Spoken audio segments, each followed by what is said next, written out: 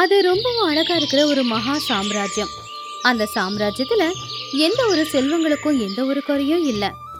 அந்த ராஜ்யத்தை ஆண்டுகிட்டு இருந்த ராஜாவோட பேரு தர்மேந்திரன். அவரு ரொம்பவும் திறமசாலி. ஆனா ராஜ்யத்தின் மேல கொஞ்சம் அலட்சியம் அவருக்கு எப்பவுமே இருக்கிறதுனால ராஜ்யத்தை சுத்தி எதிரி நாடுங்க போர் தொடுக்கிறதுக்கு சித்தமா இருந்தாங்க. அதே நேரம் ராஜ்யத்துல சரியா மழையும் பெய்யாம இருக்கிறதுனால பாவம் ஜனங்க எல்லாரும் ரொம்ப கஷ்டத்தை அனுபவிச்சுக்கிட்டு இருந்தாங்க. இந்த மாதிரி ஒரு சூழ்நிலையில ராஜாவோட ராஜசபையில எல்லாரும் அமைதியா உட்கார்ந்து இருந்தாங்க. ஆனா மகாராஜா மட்டும் கண்ணை மூடிக்கிட்டு சிம்மாசனத்துல உட்காந்துக்கிட்டு அமைதியா வீணை வாசிச்சுக்கிட்டு இருந்தாரு.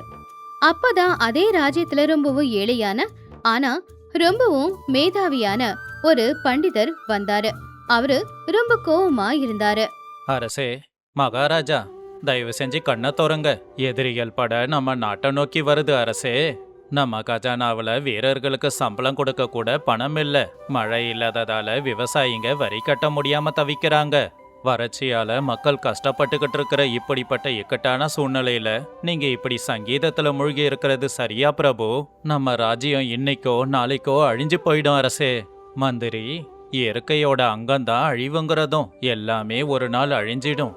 அரசாட்சியும் கூடத்தான். புயல் வருதேன்னு ஒரு மரம் பயந்து பிரயோஜனம் இல்ல. வேர்களால தரைய கெட்டியா பிடிச்சுக்கணும். நானும் அந்த வேரை போலத்தான். பயம் எதுக்கும் தீர்வாகாது மந்திரி. நம்முடைய நிதானம்தான் முக்கியம். அற்புதம், மகா அற்புதம் பிரபு. வீடு பத்திக்கிட்டு எரியும் போது அந்த நெருப்பு வெளிச்சத்துல உக்காந்து தத்துவங்களை படிக்கிற உங்கள மாதிரி அரசர் கிடைச்சதுக்கு இந்த நாட்டு மக்கள் எல்லாம் ரொம்ப கொடுத்து வச்சிருக்கணும். வேதம் வயித்த நிரப்பாது அரசே. தயவு செஞ்சு கொஞ்சம் கண்ணை திறந்து பாருங்க. ஏ வித்யாநாதா, உனக்கு அரசரை எதிர்க்கிற அளவுக்கு தைரியம் வந்துடுச்சா? ஒரு சாதாரண பண்டிதன் தான் நீ. ராஜ்ய விவகாரங்கள் உனக்கு என்ன தெரியும்? காவலர்களே, இவனை பிடிச்சிக்கிட்டு போய் சிறையில் அடைங்க. நிறுத்துங்க மந்திரி. அவன் படிச்சவனுக்கும் சிந்திக்கிற அறிவு இருக்கிறவனுக்கும் கேள்வி கேட்கிற உரிமையும் இருக்கு. வித்யாநாதா, என்கிட்ட நீ குறைய கண்டுபிடிக்கிற இல்லையா? அப்படின்னா ஏற்பட்டு இருக்கிற இக்கட்டிலிருந்து தப்பிக்கிறதுக்கான வழிகளை நீயே சொல்லணும். இதுக்கு வழி பதவி இறங்குறது அரசே. நீங்க உடனடியா உங்க பதவியை விட்டு இறங்கியாகணும். நீங்க இந்த அரியணையில அமரக்கூடாது. ஒரு அரசன்னா அவனுக்கு கத்தி சண்டை, தந்திரங்கள், சதி, கணக்கு இதெல்லாம் தெரிஞ்சிருக்கணும். தத்துவங்கள் தேவையில்லை. என்ன ஒரே ஒரு நாள், ஒரு பகல், ஒரு இரவு மட்டும் இந்த சிம்மாசனத்துல உட்கார வைங்க. உங்க கஜானாவை நிரப்புறேன். எதிரிய தலை தெறிக்க ஓட வைக்கிறேன். மக்களோட வறட்சி போறதுக்கு வழியை ஏற்பாடு பண்றேன். இதையெல்லாம் யாருக்கும் தண்டனை கொடுக்காம என்னுடைய அறிவாலும் வாத திறமையாலையும் செய்யறேன். ஒருவேளை என்னால செய்ய முடியலன்னா என்ன சிறையில் அடைச்சி வையுங்க. கேட்கறதுக்கு ரொம்ப நல்லா இருக்கு பண்டிதனே. எனக்கு கூட இந்த ராஜ்யபாரம் கொஞ்சம் கடுமையா தான் இருக்கு. இன்னைக்கு சூரிய உதயத்திலிருந்து நாளைக்கு சூரிய உதயம் வரைக்கும் சரியா ஒரு பகல் ஒரு இரவு இந்த விஜயபுரத்துக்கு நீதான் அரசன். மந்திரி, என்னுடைய கிரீடத்தை அவனுக்கு கொடுங்க. நான் இந்த அவையில ஒரு பார்வையாளனா இருக்கேன். அரசே, இது என்ன விபரீதம்? ஒரு பண்டிதனுக்கு அரச கிரீடமா? இவன் பைத்தியம் அரசே. இவன் கிட்ட ராஜ்யத்தை கொடுத்தா ஒரே நல்ல ராஜ்யத்தை நாசமாக்கிடுவான். இது என் கட்டளை மந்திரி. இன்னைக்கு ஒரு நாளைக்கு வித்யாநாதன் தான் அரசன். அவன் வார்த்தை தான் சாசனம். அந்த மாதிரி வித்யாநாதன் அன்னைக்கு ஒரு நாளைக்கு அந்த சாம்ராஜ்யத்துக்கு அரசனா சிம்மாசனத்துல உட்கார்ந்தான். அவனுடைய முகத்துல கொஞ்சம் கூட பயமே இல்ல. அதுக்கு பதிலா தைரியம் தான் தெரிஞ்சது. சபையில இருக்கிற மந்திரிங்க, சேனாதிபதிங்க எல்லாருமே ஆச்சரியத்தோட அதை பார்த்தாங்க. மகா மந்திரி, நம்ம ராஜ்யத்திலேயே மிகப்பெரிய வணிகனான குபேந்திரனை சபைக்கு வர சொல்லுங்க. என்னோட கஜானாவை நிரப்புறதுக்கு நேரம் வந்துடுச்சு. அரசே, குபேந்திரன் ஒரு மிகப்பெரிய கஞ்ச பிசினாரி. அது மட்டும் இல்லாம அவனுக்கு நம்ம அரசவையிலையும் அதிகாரிங்க கிட்டையும் செல்வாக்கு இருக்கு. அவன் ஒரு வராகன் கூட தரமாட்டான். இதுக்கு முன்னாடி கேட்டப்ப கூட என்கிட்ட இல்லைன்னு கைவிரிச்சிட்டான். கடன் கேட்கிற துரதிர்ஷ்டம் ஒரு அரசனுக்கு எதுக்கு மந்திரி? ஒரு வியாபாரி கிட்ட நாம கேட்க வேண்டியது கடனை கிடையாது, அவனுடைய எல்லாத்தையும். உடனே அவனை கூட்டிக்கிட்டு வாங்க. கொஞ்ச நேரத்திலேயே ராஜசபைக்கு அந்த வியாபாரியும் வந்தான். அப்போ சிம்மாசனத்துல இருக்கிற வித்யாநாதனை பார்த்து அவன் ரொம்பவுமே ஆச்சரியப்பட்டான். ஆனா என்ன ஏதோ செய்ய முடியாது அப்படிங்கிற திமிரும் இருந்துச்சு. மகாராஜா வாழ்க. அடடா, மகாராஜா ராத்திரியோட ராத்திரியா மாறிட்டாரா? பண்டிதரு சிம்மாசனத்துக்கு வந்துட்டாரு. என்ன ஏன் கூப்பிட்டீங்க பிரபு? நான் அரசாங்கத்துக்கு கட்ட வேண்டிய வரி எல்லாத்தையும் கட்டிட்டேன். இப்ப என்கிட்ட எதுவும் இல்ல பிரபு. எனக்கு தெரியும் குபேந்திரா, நீ ரொம்பவும் நேர்மையானவன்னு. உன் கணக்கு எப்பவும் சரியாதான் இருக்கும்னும் தெரியும். அதே சமயம் உன் கணக்குல வராத 50,000 தங்க காசுகள் உன்கிட்ட இருக்கிறதும் எனக்கு தெரிய வந்திருக்கு. ஆ 50,000மா? என்ன பிரபு இது பொய்? யாரோ என்னை பத்தி பச்சை பொய்ய சொல்லியிருக்காங்க. அவ்வளோ பணம் என்கிட்ட இல்ல அரசே. வியாபாரம் சரியா நடக்காம என் கிடங்கு எல்லாமே காலியா இருக்கு அரசே. நான் இப்ப ரொம்ப ஏழையாவே மாறிட்டேன். எவ்வளவு கஷ்டம் வந்திருக்கு குபேந்திரா உனக்கு.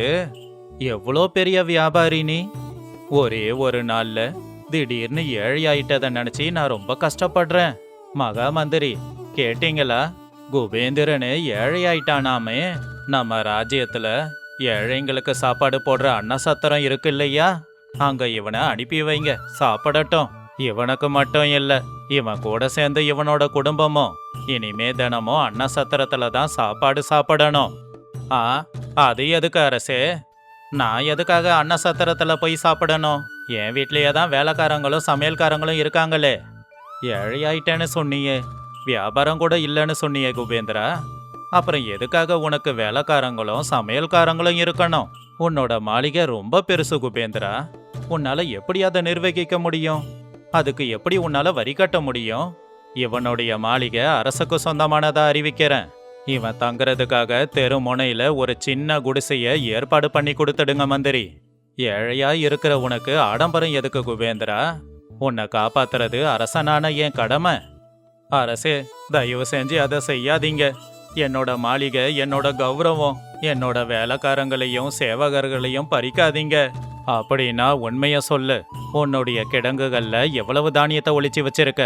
எவ்வளவு தங்கத்தை ஒளிச்சு வச்சிருக்க? நீ ஏழை இல்ல அப்படின்னா இந்த ராஜ்யத்துல வறட்சி வந்தப்போ, கஜானா காலியானப்போ அரசனுக்கு எதுக்கு உதவி செய்யல? ராஜ்யத்துக்கே துரோகம் பண்ணி செயற்கையா பஞ்சத்தை உருவாக்கின பாவி நீ. இந்த நாட்டு நீதிப்படி நீ சிறைக்கு போறது உறுதியாயிடுச்சு. என்ன மன்னிச்சிடுங்க அரசே. நீங்க சாதாரண பண்டிதர் இல்ல, நீங்க பயங்கரமான அறிவாளி. என்னுடைய கிடங்குகள்ல நம்முடைய முழு சேனைக்கும் ஒரு வாரம் கொடுக்கற அளவுக்கு தானியங்களை வச்சிருக்கேன். என்னுடைய மாளிகையில ரகசிய அறையில 10,000 பொற்காசுகளை வச்சிருக்கேன். எல்லாத்தையும் நானே கொண்டு வந்து கொடுத்துட்றேன் அரசே. தயவு செஞ்சு என் மாளிகையை பறிக்காதீங்க, என்னை சிறையில் அடைக்காதீங்க. பாத்தீங்களா மந்திரி, இவங்கிட்ட கடன் கேட்க வேண்டிய அவசியம் இல்ல, பலத்தை இவங்கிட்ட காட்ட வேண்டிய அவசியமும் இல்ல. அவனோட சுயநலமே அவனை காட்டி கொடுத்துடுச்சு. உடனே இவங்கிட்ட இருந்த தானியங்களையும் பொற்காசுகளையும் நம்ம கஜானாவுக்கு கொண்டு வாங்க. குபேந்திரா, நீ போய் உன்னுடைய மாளிகையில நிம்மதியா இருந்துக்கோ. உனக்கு எந்த தண்டனையும் கிடைக்காது அப்படின்னு நான் உத்தரவாதம் தரேன். சபையில இருக்கிற எல்லாருமே ஆச்சரியமாவும் சந்தோஷமாவும் கை தட்டினாங்க. அத பார்த்து மகாராஜா கூட வித்யாநாதனுடைய அறிவை பார்த்து சின்னதா ஒரு சிரிப்பு சிரிச்சாரு. அந்த நேரத்துல சபைக்கு ஒரு காவலாளி பதட்டமா வந்தான். அவனுக்கு பின்னாடியே எதிரி நாடு கலிங்க ராஜ்யத்தோட தூதன் கையில வாளோட ரொம்பவும் கர்வமா எல்லாருக்கும் முன்னாடி வந்து நின்னான். விஜயபுர அரசருக்கு எங்க காந்தார ராஜ்யத்தின் சார்பா எச்சரிக்கை விடுக்கிறேன்.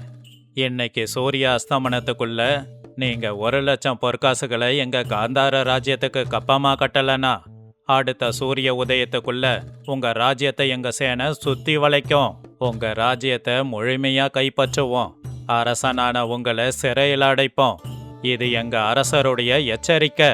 அரசே, வித்யாநாதா, நம்முடைய கஜானாவுக்கு இப்பதான் 10,000 காசுகள் வந்துச்சு. 1,00,000க்கு எங்க போறது? நம்முடைய சேனை மிகவும் சிறியது. அதுல பாதி பேர் வறட்சியால பாதிக்கப்பட்டு இருக்காங்க. இதுல அவ்வளவு பெரிய படைய எப்படி எதிர்த்து போர் புரிய முடியும்? இப்ப என்ன செய்யறதுன்னு புரியல அரசே. வித்யாநாதன் சிரிச்சுக்கிட்டே அமைதியா சிம்மாசனத்தை விட்டு இறங்கி அந்த தூதனுக்கு பக்கத்துல வந்து நின்னான். தூதுவனே, உங்க அரசருக்கு போருன்னா ரொம்ப பிடிக்கும் போலயே. யாரையாவது சிறைப்பிடிக்கலன்னா தூக்கம் வராது போல.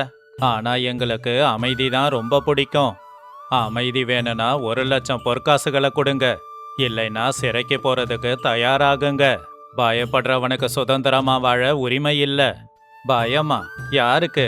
1,00,000 காசுங்கிறது ரொம்ப சின்ன தொகை தூதுவரே. எங்க கிட்ட கோடிக்கணக்கான பொற்காசுகள் இருக்கு. ஆனா அதை கொடுக்க முடியாது. உங்க அரசருக்கு ஒரே ஒரு செப்பு காசை கூட வரியா தரமாட்டேன். கப்பம் கட்ட முடியாது அப்படின்னா நீங்க கடுஞ்சிறையில அடைய தயாராகுங்க. செய்வோம், சந்தோஷமா போர் செய்வோம். ஆனா ஒண்ணே ஒண்ணு, ஒரு சின்ன விஷயத்த உங்க ராஜா கிட்ட தெரியப்படுத்துங்க. எங்க விஜயபுர ராஜ்யத்துல ஒரு பயங்கரமான நோய் பரவி இருக்கு. அந்த நோய் தாக்குனா 2 நாள்ல மனுஷன் பக்கவாதத்தால படுத்துடுவான். அடுத்த 2 நாள்ல அவங்க செத்தும் போயிடுவாங்க. இதுல மோசமான விஷயம் என்னன்னா, அந்த வியாதி எங்க படை வீரர்களுக்கும் தொற்றி இருக்கு. அவங்க இன்னும் 2 நாள் தான் நடக்க போறாங்க. தொத்து வியாதியா? ஆமா. என்னுடைய வீரர்கள் உங்களுடைய சிறைக்கு பயப்படுறத எப்பவோ விட்டுட்டாங்க. ஏன்னா அவங்க எல்லாருமே வியாதியில தான் படுக்க போறாங்க. ஆனா அவங்களுக்கு கடைசியா ஒரு யுத்தம் வேணும். உங்களுடைய வீரர்களோட சண்டை போட ஆசையா இருக்காங்க. அவங்களுடைய வாள்லையும் அவங்க அம்புலையும் அவங்க போட்டிருக்கிற உடையிலையும் கூட நோய் கிருமிகள் இருக்கு. உங்க காந்தார வீரர்கள் எங்க கூட போர் புரிய தேவையில்லை. எங்களுடைய ஒரே ஒரு வீரன் உங்க வீரனை தொட்டா போதும். உங்களுடைய 1,00,000 காந்தார வீரர்கள் ஒரே நாள்ல வியாதியில விழுந்து செத்து போயிடுவாங்க. அதுக்கப்புறம் உங்களுடைய ராஜ்ய சேனையில கத்தி பிடிக்கணும் அப்படிங்கிறதுக்கு ஒருத்தன் கூட மிஞ்ச மாட்டான். இதான் எங்க திட்டம். அப்போ மகா மந்திரியார் ரொம்பவும் ஆச்சரியத்தோட வித்யாநாதனை பார்த்தாரு. அப்போ வித்யாநாதன் கண்ணு அசைச்சி செய்கை செஞ்சதுனால விஷயத்த புரிஞ்சுக்கிட்டு அவரும் நாடகத்தை ஆட ஆரம்பிச்சாரு. ஆமா தூதுவரே, எங்களுடைய படை முழுவதும் அந்த பயங்கரமான வியாதியால பாதிக்கப்பட்டு இருக்கு. அவர்கள் இப்பதான் கோட்டையோட பின்புறம் போருக்காக தயாராகிறாங்க. அவங்க உடலை பார்க்கவே ரொம்ப பயங்கரமா இருக்கு. அதனால தூதுவரே, இப்பவே உடனே உங்க மகாராஜாவை எங்க நாட்டு மேல படையெடுக்க சொல்லுங்க. எங்களுடைய நோய்வாய்ப்பட்ட படை வீரர்கள் உங்களுடைய படை வீரர்களை கட்டி பிடிக்கிறதுக்கும் ஏன் மொத்தம் கொடுக்க கூட தயாரா இருக்காங்க. உங்க அரசர்கிட்ட இந்த நல்ல செய்திய சொல்லி அவரை உடனே போர் தொடுத்து வர சொல்லுங்க. மகாராஜா, இது யுத்தம் இல்ல, இது போர் இல்ல, இது சதி, பெரும் சதி. நோய்வாய்ப்பட்டவங்க கூட சண்டை போட்டா எங்களுடைய நல்ல படை வீரர்களும் செத்து போயிடுவாங்க. உங்க பணம் வேண்டாம், உங்க ராஜ்யமும் வேண்டாம். தயவு செஞ்சு உங்களுடைய படை வீரர்களை எங்களுடைய எல்லை பக்கம் வரவிடாதீங்க. நான் இப்பவே போய் எங்க படை வீரர்களை திரும்ப கூட்டிட்டு போறேன். எங்களை விட்டுடுங்க. அந்த தூதன் அதை கேட்டு ரொம்பவும் பயத்தோட வேக வேகமா அங்கிருந்து ஓடியே போயிட்டான். அவன் ஓடினதை பார்த்து சபையில இருக்கிற அத்தனை பேரும் ரொம்பவும் சந்தோஷமா சிரிச்சு சந்தோஷப்பட்டாங்க. அற்புதம் அரசே, யாரையும் தண்டிக்கல, யாரையும் துன்புறுத்தல. வெறும் ஒரே ஒரு பொய்ய சொல்லி எதிரி நாட்டு தூதுவனை விரட்டிட்டீங்க. உங்களுடைய அறிவாற்றலுக்கு ஈடு இணையே இல்ல அரசே. நீங்க எங்களை காப்பாத்தின கடவுள் மகாராஜா. பொய் அப்படிங்கிறது கூர்மையான ஆயுதம் மந்திரி. அதை எதிரி மேல பிரயோகிச்சா நமக்கு பாதுகாப்பு. அதையே நம்ம மக்கள் மேல பிரயோகிச்சா நம்முடைய அழிவு உருவாகும். இப்போ 3வது பிரச்சனை. மந்திரியாரே, உண்மைய சொல்லுங்க. நம்ம ராஜ்யத்துல எதனால பஞ்சம் வந்திருக்கு? நம்ம மக்களால எதனால வரிய கட்ட முடியல? அரசே, இந்த வருஷம் மழை பொழியல, குளங்கள் காஞ்சி போச்சு, பயிர் விளையல. இது இயற்கை செஞ்ச அநியாயம். மழை பொழியலன்னா நாம என்ன செய்ய முடியும்? இது நம்ம தவறில்லையே. இயற்கைக்கு சரி தவறுன்னு எதுவும் இல்ல மந்திரி.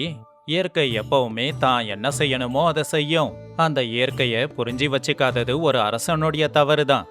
நமக்கு கடந்த 10 ஆண்டுகளா நல்ல மழை பொழிஞ்சது. அப்ப வந்த கூடுதலான தானியம் எங்க? அப்ப வாங்கின கூடுதல் வரி என்ன ஆச்சு? அந்த பணத்துல அரசு மண்டபங்களை கட்டுறதுக்காகவும் திருவிழாக்களுக்கும் ஏற்பாடு பண்ணிட்டோம் அரசே. அரசருடைய பிறந்த நாள் கொண்டாட்டத்துக்காகவும் அதை செலவு பண்ணியிருக்கோம். வெளிநாட்டுல இருந்து நிறைய பொருட்களையும் வாங்கணும். கேட்டீங்களா மகாராஜா தர்மபாலனே? இதுதான் உங்களுடைய அரசாட்சிக்கு பின்னாடி நடக்கிற கொடூரம். இப்படி ஆடம்பரத்தால தான் பஞ்சமே உருவாகி இருக்கு. ஆட்சி செய்யறவங்க எதிர்காலத்தை பத்தி யோசிக்காததால தான் மக்கள் எப்பவும் பஞ்சத்தால கஷ்டப்படுறாங்க. மந்திரியாரே, நம்ம கோட்டையில இருக்கிற தேவையில்லாத அலங்காரங்களையும் தங்க நாற்காலிகளையும் உடனே கொண்டு போய் சந்தையில வித்துடுங்க. அந்த பணத்தை வச்சு பக்கத்து ராஜ்யத்துல இருந்து தானியங்களை வாங்கிட்டு வந்து மக்களுக்கு இலவசமா கொடுங்க. அது மட்டும் இல்ல, நம்ம ராஜ்யத்துல இருக்கிற ஒவ்வொரு வீரனும் ஒவ்வொரு அதிகாரியும் ஏன் அமைச்சரும் கூட ஒரு நாளைக்கு 2 மணி நேரம் மண்வெட்டியை பிடிச்சு குளங்களை தூர்வாரணும்.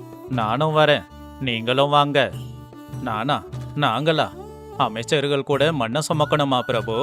இது எங்க அந்தஸ்துக்கும் கௌரவத்துக்கும் ஏத்த வேலை இல்ல. மக்கள் எங்களை இழிவா பாப்பாங்க. மக்கள் பசியால அவதிப்படும் போது உங்களுக்கு கௌரவம் ரொம்ப முக்கியமா அமைச்சரே? ராஜ்யம் நல்லபடியா இருந்தாதான் அதிகாரம், அரசாங்கம் அதோட கம்பீரம் எல்லாம். ராஜ்யம் ஆபத்துல இருந்தா எல்லாருமே வேலைக்காரங்க தான். எல்லாருடைய வேர்வையும் மண்ணுல சிந்தனாதான் நாளைக்கு மழை பெய்யும் போது தண்ணி தங்கும். யாராவது எதிர்த்து பேசினாலோ இல்ல வேலை செய்ய முடியாதுன்னு சொன்னாலோ அவங்கள கடுமையா தண்டிச்சு சிறையில அடைங்க. இப்படி வெற்றிகரமா அந்த நாள் பகல் முடிஞ்சு போச்சு. ராத்திரியோட ராத்திரியா ஊர் மக்களுக்கு என்ன எல்லாம் தேவைப்பட்டுச்சோ எல்லாமே அவங்க வீட்டுக்கு போய் சேர்ந்துச்சு. அடுத்த நாள் காலையில சூரியன் உதயமானா. அப்ப சூரியனோட வெளிச்சம் மெதுவா ராஜசபையில பட ஆரம்பிச்சுது. ஒரே ஒரு நாள்லயே வித்யாநாதன் அந்த ராஜ்யத்தோட தலையெழுத்தையே மாத்தி எழுதிட்டான். காலையில சூரிய உதயமான உடனேயே அவனுடைய அந்த நேரம் முடிஞ்சிச்சுன்னு அவன் சபையில நின்னு, என்னுடைய அவகாசம் முடிஞ்சிடுச்சு அரசே. எனக்கு நீங்க கொடுத்த அவகாசத்துக்குள்ள இந்த ராஜ்யத்தோட பிரச்சனைகளை நான் முடிக்கிறேன்னு சொன்னபடியே முடிச்சு வச்சிட்டேன். நான் கொடுத்த வாக்க நிறைவேற்றிட்டேன் அரசே. இப்ப நான் ஒரு சாதாரண பண்டிதன் ஆயிட்டேன். இனி நான் என்னுடைய வழியில போவேன். வாய்ப்புக்கு நன்றி அரசே. இல்ல வித்யாநாதா, நீ சாதாரண பண்டிதன் கிடையாது, மகா மேதாவி, மிகச்சிறந்த தந்திரக்காரன். இந்த ஒரு நாளுக்குள்ள நீ எனக்கு உண்மையான நிர்வாகனா என்னன்னு சொல்லி கொடுத்து என்னுடைய கண்களை திறந்திருக்க. தத்துவ பேச்சுக்கள் எல்லாம் தனி மனித அமைதிக்கு தான் உதவும். ஆனா ஒரு ராஜ்யத்தை நிர்வாகம் செய்யறதுக்கு கூர்மையான புத்தியும் கடுமையான உலகறிவும் வேணும்னு நீ நிரூபிச்சிட்ட. இனி இந்த விஜயபுர ராஜ்யத்துக்கு நீ தான் மகா மந்திரி. உன்னுடைய அறிவும் உன்னுடைய தந்திரங்களும் என் கூட இருந்தா இந்த ராஜ்யத்தை யாராலையும் எதுவும் செய்ய முடியாது. எல்லா மந்திரிகளும் உனக்கு துணையா இருப்பாங்க. உங்க விருப்பம் மகாராஜா. தான் செஞ்சது தவறுன்னு தெரிஞ்சு அதை திருத்திக்கிற ஒரு மகாராஜா கிட்ட வேலை செய்ய நான் கொடுத்து வச்சிருக்கணும். இந்த ராஜ்யத்தை நல்லபடியா பாத்துக்க வேண்டியது என் பொறுப்பு. அன்னையில இருந்து அந்த ராஜ்யத்துல இருக்கிற எல்லாருமே வித்யாநாதனுடைய அறிவாலையும் அரசருடைய தெளிவாலையும் ரொம்ப நல்லபடியாவே எல்லாரும் இருந்தாங்க. புத்தி பலம் இருந்தா எந்த வாழை வேணும்னாலும் எதிர்த்து நிக்கலாம் அப்படின்னு இந்த ஒரே ஒரு நாள் ராஜா எல்லாருக்கும் தெரிய வச்சாரு. இது ஒரே ஒரு நாள்ல நடந்த ரொம்ப பெரிய அதிசய நிகழ்வு. ராமபுரம் கிராமத்துல காலையிலேயே வயலுக்கு விவசாயிங்க போய்கிட்டு இருந்தாங்க. சோமைய கூட அவனுடைய கலப்பைய முதுகுல போட்டுக்கிட்டு வயலுக்கு கிளம்பி தயாரா இருந்தான். ஏங்க, கொஞ்சம் கஞ்சியை குடிச்சிட்டு போங்க. காலையிலேயே வெறும் வயிறோட போகாதீங்க. வயல் கூப்பிடுதே. இன்னைக்கு வயல்ல நிறைய வேலை இருக்கு. உங்க வேலையை தவிர வேற எந்த யோசனையே இல்ல உங்களுக்கு? உலகத்தை பத்தி நமக்கு என்ன தெரியும்? நம்ம உலகம் இந்த மண்ணு தான். அப்பதான் ஊருக்குள்ள ஒரு வண்டி வந்துச்சு. இது வரைக்கும் அந்த ஊர்ல யாரும் போடாத விலை அதிகமான துணியை போட்டுக்கிட்டு கையில பெரிய பெட்டியோட சந்திரன் வந்து இறங்குனான். ஊருக்காரங்க எல்லாரும் அவனை பார்த்து ரொம்பவும் ஆச்சரியப்பட்டாங்க. யாருடா இவன்? நம்ம ஊருக்கார மாதிரி இல்லையே. டேய், இவன் நம்ம சீனையா புள்ள சந்திரையா மாதிரி இல்ல? 10 வருஷத்துக்கு முன்னாடி பட்டணத்துக்கு போனானே, அவன்தான் இவன். சந்திரன் யாரையுமே கவனிக்காம ரொம்பவும் கர்வத்தோட அவனுடைய வீட்டுக்கு நடந்து போய்கிட்டு இருந்தான். அப்பதான் எதிர்க்க வந்த சோமையா சந்திரனை பார்த்து, டேய் சந்திரா, நல்லா இருக்கியாடா? எத்தனை நாள் ஆச்சுடா உன்னை பார்த்து. உங்க அப்பா போனப்ப கூட நீ வரலையாடா? என்ன டேன்னு கூப்பிடாத. நான் இப்போ சந்திர சாஸ்திரி. சாஸ்திரியா? அப்படின்னா என்னடா? நான் இந்த உலகத்துக்கு தேவைப்படுற எல்லா பாடத்தையும் கத்துக்கிட்டு வந்திருக்கேன். உன்ன மாதிரி மண்ணுல வேலை செய்யறவன் இல்லைண்ணா. என்னது? சரி, எப்படியோ ஊருக்கு வந்திருக்க. ராத்திரி எங்க வீட்டுக்கு சாப்பிடவாடா? உன்னோட வீட்டுக்கா? உன் சாப்பாட்டு பழக்கம் வேற, என் சாப்பாட்டு பழக்கம் வேற. நான் ரொம்ப சுத்தமா இருக்கிறவன். சரி, பார்க்கலாம். இப்ப வழிய விடு. சோமையா ஆச்சரியமா கவலையா பாத்துக்கிட்டு இருக்கும் போதே சந்திரன் அவனை தாண்டி போயிட்டான். அப்ப ஊர் பஞ்சாயத்து கிட்ட கிராமத்து ஜனங்க எல்லாரும் சந்திரனை பத்தி தான் பேசிக்கிட்டு இருந்தாங்க. பாத்தியாடா கிருஷ்ணா, அந்த சந்திரன் நம்ம எல்லாரையும் அறிவு கட்டவேன்னு சொல்றான். என்ன படிச்சானோ? மரியாதை கொடுக்க கூட தெரியல. திமிரு அதிகமாயிருக்கு. பட்டணத்தை காத்து மாத்திடுச்சு போல. இருங்க, படிச்சவன் நம்மளை விட அதிகமா விஷயம் தெரிஞ்சிருப்பான். நம்ம ஊருக்கு பயன்பட்டா நல்லது தானே. அன்னைக்கு ராத்திரி சோமையாவோட வீட்டுக்கு சாப்பிட்றதுக்காக சந்திரனும் வந்திருந்தான். ஏம்மா, அரிசி எந்த அரிசியில சாதம் வடிச்சிங்க? அப்புறம் இதுல எவ்வளோ பலகாரம் இருக்கு? என்னோட சாப்பாட்டு பழக்க வழக்கம் வேற. ஐயோ, எனக்கு என்னங்க தெரியும்? இது எங்க வயல்ல விளைஞ்ச அரிசி தான். சாப்பிடுப்பா, எங்க வயல்ல விளைஞ்ச அரிசி நல்லா இருக்கும். நல்லா இருக்கிறதில்ல, சத்தா இருக்கணும். நீங்க மூட நம்பிக்கையோட வாழ்றவங்க, விவசாயத்தை கூட சாஸ்திரப்படி செய்யணும். ஓஹோ, எங்களுக்கு இதெல்லாம் தெரியாது, நீதான்ப்பா சொல்லித் தரணும். காலையில சூரியன் உதயமாகிற நேரம் பார்த்து நீங்க கலப்பையால வயலை உழணும். அப்பதான் அந்த வயல்ல விளையிற ஒவ்வொரு நெல்மணிக்கும் சரியா சத்து போய் சேரும். சரிப்பா, அப்படியே பண்ணிடலாம். அடுத்த வாரம் சோமையாவோட வயல்ல ஏதோ ஒரு பிரச்சனை. இலைங்க எல்லாமே மஞ்சள் நிறத்துக்கு மாறுச்சு. ஏங்க, விளைச்சல் எல்லாம் வீணா போய்கிட்டு இருக்கு. இப்ப என்ன பண்றது? என்னாச்சுன்னு எனக்கும் ஒன்றும் புரியலையே. அப்பதான் சந்திரன் கையில ஒரு புத்தகத்தோட அந்த பக்கமா நடந்து வந்தான். சந்திரன் தம்பி, நீ தான்ப்பா காப்பாத்தணும். நீ பெரிய பெரிய படிப்பெல்லாம் படிச்சிருக்கல்ல, என் வயல் எப்படி ஆயிடுச்சு பாரு. ஒரு நிமிஷம் இரு, உன் வயல்ல பூச்சி பிடிச்சிருக்கு போலையே. இதுக்கு நீ ஒரு ரசாயனத்தை கலந்தாகணும். ரசாயனமா? அதுக்கு என்ன பேரு? அது எங்க கிடைக்கும்? இது கடையில் கிடைக்காது, காத்துல இருக்கிறது. முதல்ல இந்த வயலுக்கு தீ வச்சிடு, சாஸ்திரம் அதான் சொல்லுது. என்னது, கைக்கு வந்த விளைச்சலை எரிக்கணுமா? ஆமா, சாஸ்திரப்படி அப்படிதான் செய்யணும். இல்ல பக்கத்து வயலுக்கும் வியாதி பரவும். நான் சொல்ல வேண்டியதை சொல்லிட்டேன், பாத்துக்கோ. சந்திரன் அங்கிருந்து போயிட்டான். சோமையா வருத்தத்தோட அங்கேயே உக்காந்துட்டான். நம்ம வாழ்க்கை முடிஞ்சு போச்சாங்க. இல்ல கௌரி, அவன் சொன்னது மேல எனக்கு நம்பிக்கை இல்ல. சோமையா வயல் முழுக்க நடந்து பார்த்தான். ஒரு இடத்துல நின்னு தரையில போற எறும்பு கூட்டத்தை பார்த்தான். எறும்பெல்லாம் ஒரே வழியில போறத பார்த்தா எங்கேயோ எலி வலை இருக்கு. அந்த எலிங்க தான் வேற கடிக்குது போல. சோமையா எறும்புங்க போற வழியிலேயே போய் அங்க எலிங்க நோண்டி வச்சிருக்கிற ஒரு வலைய பார்த்தான். மாட்னடா, இதுக்கு ஆ, அவன் என்னன்னு சொன்னான்? அந்த வியாதியெல்லாம் இல்ல, இது எலி வியாதி தான். சோமையா அவனுடைய அனுபவ பாடத்தை வச்சு வேப்பெண்ணையும் அதுல கொஞ்சம் பெருங்காயத்தையும் கலந்து வயல்ல ஊத்துனான். அடுத்த நாள்ல இருந்து வயல்ல இருக்கிற விளைச்சல் எல்லாமே சரியாயிடுச்சு. இந்த விஷயத்தை கேள்விப்பட்ட விவசாயிங்க எல்லாருமே சோமையாவை பாராட்டினாங்க. பாத்தீங்களா நம்ம சோமுவோட புத்திசாலித்தனத்தை? அந்த சந்திரன் என்னன்னா வயலுக்கு நெருப்பு வைக்க சொல்லியிருக்கான். உங்களெல்லாம் பார்த்தா எனக்கு பரிதாபமா இருக்கு. நான் சாஸ்திரப்படி சொன்னேன், இவன் பண்ணது நாட்டு வைத்தியம். ஏதோ அவன் நேரம் நல்லா இருக்கு. இது அதிர்ஷ்டம் இல்லப்பா, அனுபவம். அனுபவமா? என்னோட 10 வருஷ படிப்பு முன்னாடி உங்க அனுபவம்லாம் ஒன்னா? உங்ககிட்ட பேசுறது வீண் தான். சந்திரன் ரொம்ப திமிரா அங்கிருந்து போயிட்டான். கொஞ்ச நாளுக்கு அப்புறமா ஊர்ல இருக்கிற ஒரு வட்டி வியாபாரி சந்திரனை பாக்குறதுக்கு வந்தான். ஏன்பா சந்திர சாஸ்திரி, உங்க அப்பா என்கிட்ட கடன் வாங்கியிருக்காரு. இந்தா பத்திரம். கடனா? எவ்வளவு?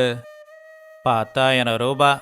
இப்ப வட்டி, அதுக்கு மேல வட்டி எல்லாம் சேர்ந்து 50,000 ரூபாயா மாறி இருக்கு. 50,000மா? இது ஏமாத்து வேலை, இது சட்டப்படி குற்றம். எனக்கு சட்டத்தை பத்தி எதுவும் தெரியாதுப்பா. உங்க அப்பா கை நாட்டு போட்டிருக்காரு பாரு. இங்க பாருங்க, சட்டத்தின்படி வட்டி வியாபாரம் செய்யறதே குற்றம். அதுலயும் மேல் வட்டி வாங்குறீங்கன்னு சொல்லி உங்க மேல கேஸ் போட்டு கோர்ட்டுக்கு கூப்பிடுவேன். கோர்ட்டு கேஸா? அதெல்லாம் எனக்கு பயம் இல்ல. ஒழுங்கா பணத்தை கட்டு, இல்ல இந்த வீட்டை எனக்கு எழுதி கொடுத்துடு. உங்க கூட பேசுறதே வீண் தான். அந்த சண்டைய பார்த்து சோமையா உடனே அங்க வந்தான். வணக்கங்க ஐயா.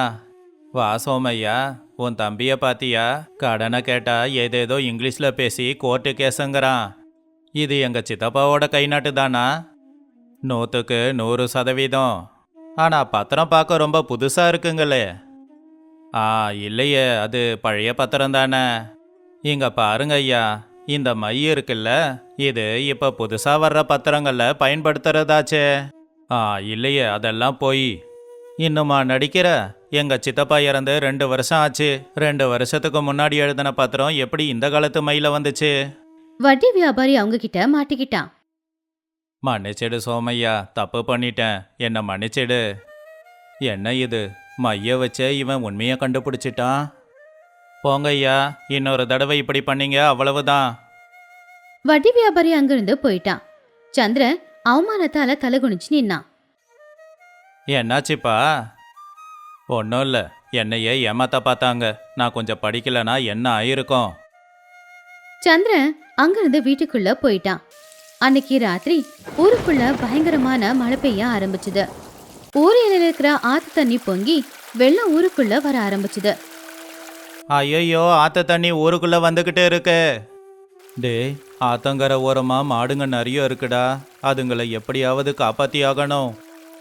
ஆனா பாலம் பாதி முழுகி போச்சு. தண்ணியோட வேகமும் அதிகமா இருந்துச்சு. அந்த பாலத்துக்கு மேலே போனால் நாமளும் அடிச்சுக்கிட்டு போயிடுவோம். தண்ணியோட வேகம் ரொம்ப அதிகமாக இருக்கு. சந்திரன் ஒரு கட்டையை பிடிச்சுக்கிட்டு தண்ணியோட வேகத்தையும் ஆழத்தையும் பார்த்து, இங்க பாருங்க, தண்ணியோட வேகம் மணிக்கு 20 கிலோமீட்டர் வேகத்தில் இருக்கு. என் கணக்குப்படி இன்னும் கொஞ்ச நேரத்தில் இந்த பாலம் இடிஞ்சு விழுந்துடும். அதெல்லாம் இருக்கட்டும், மாடுங்களை எப்படி காப்பாத்துறதுன்னு சொல்லு. இந்த பாலம் இன்னும் 10 நிமிஷத்தில் இடிஞ்சு விழப்போகுது. அங்கே போகிறதுங்கிறது தற்கொலை பண்ணிக்கிறதுக்கு சமம். யாரும் அங்கே போகாதீங்க. எல்லாரும் பயந்து போய் அங்கேயே நின்னுட்டாங்க. ஆனா சோமையா ரொம்ப தைரியமா, பாலத்துக்கு ஒன்றும் ஆகாது. உனக்கு எப்படி தெரியும்? நீ என்ன இன்ஜினியரா? ஆற்றுல தண்ணி அதிகமாக தான் இருக்கு. ஆனால் பாலத்துக்கு கீழே இருக்கிற பாறை தண்ணி வேகத்தை தடுக்குது. அதனால் பாலத்துக்கு எதுவும் ஆகாது. ஆமாம் ஆமாம், சோமையா சொல்கிறது உண்மைதான். அது மட்டும் இல்லை, தண்ணி வேகம் ஆற்றுக்கு நடுவில் தான் அதிகமாக இருக்குது. ஆற்றுக்கு 2 பக்கத்துலேயும் வேகம் கம்மியாக தான் இருக்குது. இல்லை இல்லை, தண்ணி வேகம் எப்போவும் சமமாக தான் இருக்கும். உனக்கு இந்த பாலத்தை பற்றி என்ன தெரியும்? இந்த பாலத்தை கட்டினது எங்கள் தாத்தா. எனக்கு இதை பற்றி நல்லா தெரியும். வாங்கடா, இந்த பாலத்து மேலேயே அந்த மாடுங்களை ஓட்டிக்கிட்டு வரலாம். பாலத்துக்கு ஒன்றும் ஆகாது. சோமையா தைரியமா பாலத்துல ஏற ஆரம்பிச்சான். அப்ப மத்தவங்களும் சரி அப்படின்னு சோமையா சொன்னபடியே ஓரமா பாலத்துல நடந்து போனாங்க. முட்டாளுங்க, செத்து போயிடுவானுங்க. என் கணக்கு தப்பாது. ஆனா சோமையா சொன்ன மாதிரியே அவங்க எல்லாரும் பாதுகாப்பா போய் பாதுகாப்பா மாடுகளை எல்லாம் இந்த பக்கம் கூட்டிட்டு வந்துட்டாங்க. பாலத்துக்கும் ஒன்னும் ஆகல. இது எதையுமே சந்திரவால நம்பவே முடியல. வெள்ளம் குறைஞ்சதுக்கு அப்புறமா அவன் கோவத்தோட அவனுடைய வீட்டுக்கு போனான். அங்க போய் பார்த்தா அவனுடைய வீடு இடிஞ்சி விழுந்திருந்துச்சு. ஐயோ, என் வீடு! சந்திர பட்டணத்துல இருந்து கொண்டு வந்த புத்தகம் எல்லாமே அந்த இடிபாடுல சிக்கிக்கிச்சு. ஐயோ தம்பி, உங்க வீடு இடிஞ்சு விழுந்துருச்சு. ஐயோ, நான் வாஸ்து சாஸ்திரப்படி என் வீட்டை மாற்றி கட்டினேனே. ஆனா என் வீடு இப்படி இடிஞ்சு போச்சே. சோமையாவும் மத்த கிராமத்து ஜனங்களும் உடனே அங்க வந்தாங்க.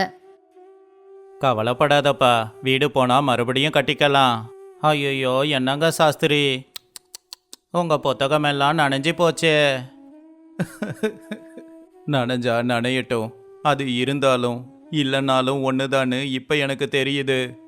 கவலைப்படாதப்பா, புத்தகத்துக்கே தெரியாததெல்லாம் எங்களுக்கு தெரியும். வா, உன்கிட்ட திறமை இருக்கு, வேலையை கற்றுக்கோ. சந்திரன் அந்த கடப்பாரியை எடுத்துக்கிட்டான். அவன் கை நடுங்க ஆரம்பிச்சுது. என்னை மன்னிச்சிடுங்க அண்ணன், நான் உங்களை அறிவு கெட்டவன்னு சொன்னேன். ஆனால் உண்மையிலேயே நான் தான் அறிவு கெட்டவன். ஊர்க்காரங்க எல்லாருமே ஒரே இடத்துல ஒன்னா சேர்ந்து, வட்டி வியாபாரி ஏமாத்தும் போதும் இந்த படிப்பு கண்டுபிடிக்கல, வயலுக்கு பிரச்சனை வரும்போது கூட இந்த படிப்பு கண்டுபிடிக்கல. இங்க பாருப்பா, புத்தகத்துல இருக்கிறது கல்விதான், நான் இல்லைன்னு சொல்லல. ஆனா வாழ்க்கைக்கு ரொம்ப பயன்படுறது எப்பவும் அனுபவ பாடம்தான். படிப்பும் வேணுங்க ஐயா, அனுபவமும் வேணும். ரெண்டும் இருந்தாதான் ஜெயிக்க முடியும். உண்மைதான், இத்தனை நாளா புத்தகத்துல இருக்கிறது தான் படிப்புன்னு நினைச்சேன். ஆனா விவசாயிங்களோட அனுபவமும் ஒரு பாடம்தான் அப்படிங்கிறத இப்பதான் நானே தெரிஞ்சுக்கிட்டேன். சந்திரன் அவனுடைய திமிர் எல்லாத்தையும் விட்டுட்டு சோமையா கூட சேர்ந்து வயல் வேலைக்கு கிளம்புனான். புத்தகத்தோட படிப்பும் விவசாய அனுபவமும் ரெண்டும் ஒன்னா சேர்ந்து அந்த ஊருக்கு பயன்பட்டாங்க.